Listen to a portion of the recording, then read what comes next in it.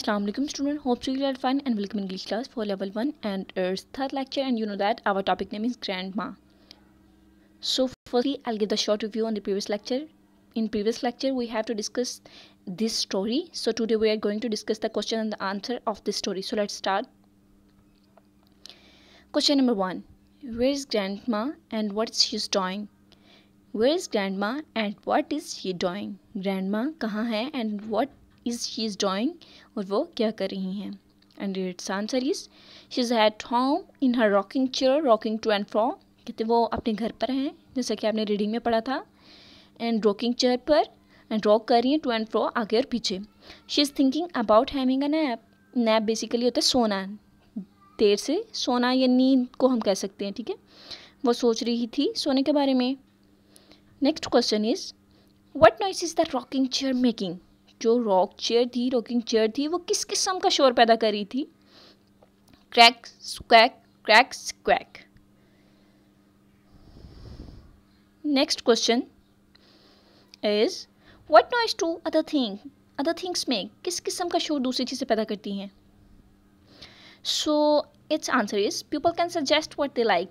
कहते हैं ये बच्चे बता सकेंगे कि उन्हें किस किस्म का शोर पसंद है. जैसे डिफरेंट जो थिंग्स होती हैं वो डिफरेंट तरह की नॉइस पैदा करती हैं, जैसे like bang, boom, crack, switch, scrape, howl, hiss, howl, rumble, thunder, squawk, whine, echo, etcetera.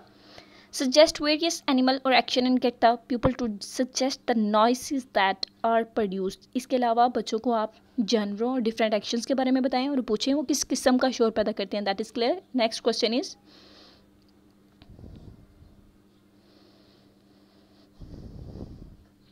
Question number 4. What do the children giggle. Why do the children giggle. Giggle होता है बेसिकली हंसना. कहते हैं बच्चे क्यों हंस रहे थे?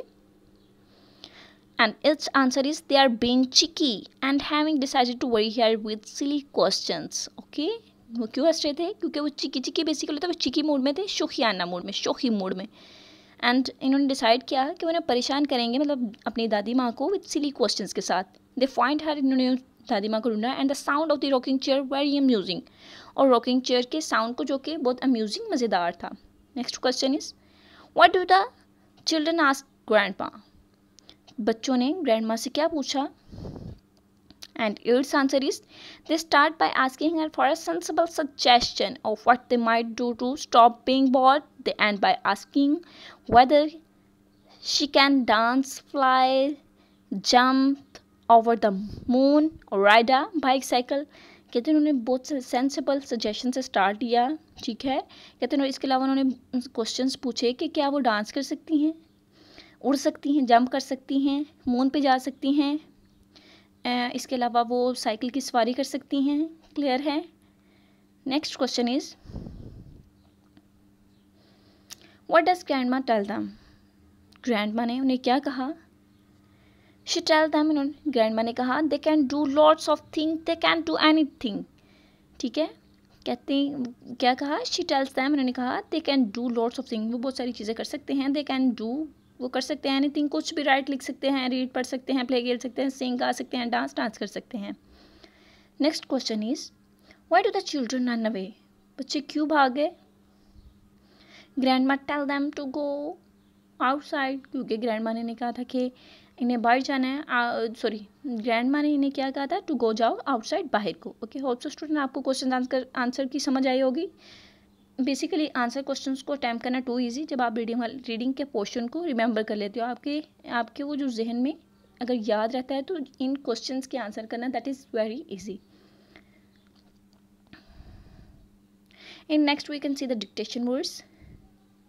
Backward, forward, giggle, noise, ride, cycle, rocking chair. Okay, so यहाँ पे कुछ डिक्टेशन वर्ड थे जो कि आप अपने पेरेंट्स की मदद से इसको करेंगे. And in next I mention a diary for you. Learn all the questions, answer by heart and write them in your notebook. Thank you.